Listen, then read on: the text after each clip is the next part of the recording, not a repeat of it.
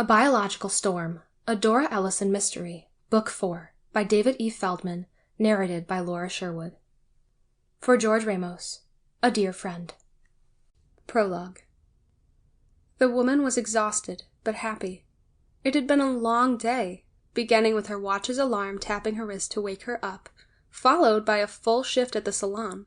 Shelley was a colorist, and she loved her job. She met men and women of all backgrounds, races, religions, all walks of life. She had gotten to know many of her clients, many of whom insisted that she, and no one else, colored their hair. She had come to know most of her clients well. They trusted her with their hair and often with their secrets. She knew them. She loved them. Today had begun, like so many other days, listening to the joys and sorrows of her clients, while she beautified and satisfied. Her work was challenging and often exhausting, today particularly so, because she had taken a last-minute client who had kept her late at the salon, and by the time she left, she was late for her group. All day she'd felt she was running behind.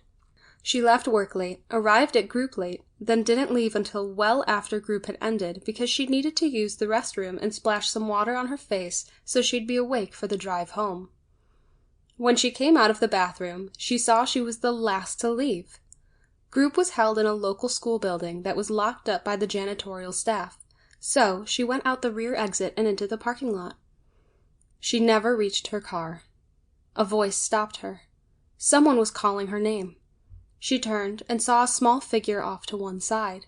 Then headlights froze her in their glare. A vehicle's door opened. She shielded her eyes with a palm and squinted into the light.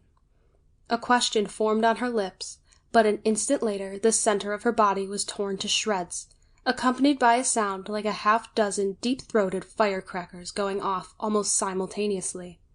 The question died on her lips. Chapter 1. Dora was sitting at one of the two desks in the back of the storefront that was the office of Geller Investigations. Adam Geller sat at the other desk, turned toward the back of the room, leaning back in his office chair and watching a rerun of the Odd Couple TV show, his personal favorite, on his iPad. Dora was reading a newspaper on her computer and shaking her head. "This congressman is a real piece of work," she commented.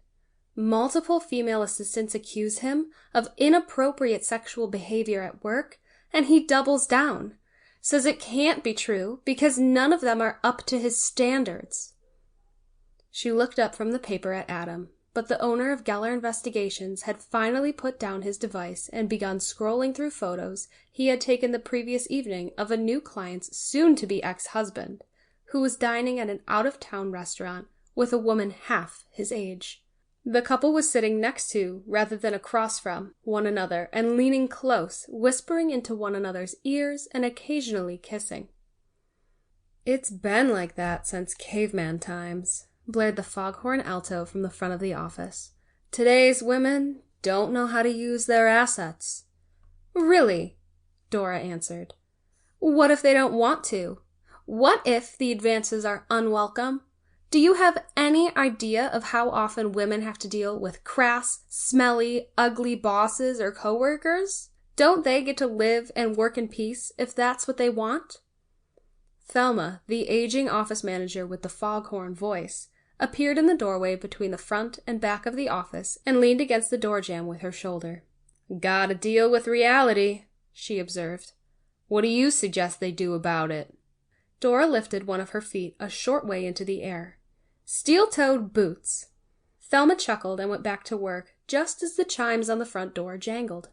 "My name is Sawyer Townsend," said a low, husky voice in a timbre that made Dora look up and pay attention, though she couldn't see the voice's owner from the back room. "And I'm here about a missing person." "Have you been to the police?" Thelma asked, her tone suggesting that she had not yet looked up from the invoices she was typing.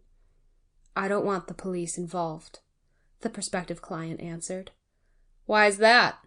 Thelma continued. "Because I said so." Dora smiled. Thelma was not used to being spoken to so firmly. "You'll want our new client investigator," Thelma answered after barely a beat. "Dora Ellison. She's in the back, with the owner." Sample complete. Ready to continue?